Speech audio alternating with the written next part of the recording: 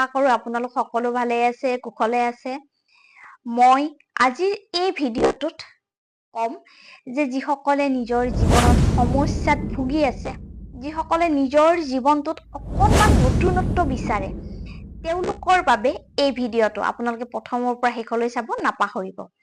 মই ৰেকি grand master পুৰৈ Baishya. মই লৈ আহিছো 21 দিনৰ এনেকুৱা এটা চেলেঞ্জ, য'ত আপোনালোকে নিজৰ লগত অকণমান সলনি কৰিয়ে আপোনালোকে নিজৰ জীৱনটো সুন্দৰ কৰিব পাৰিব।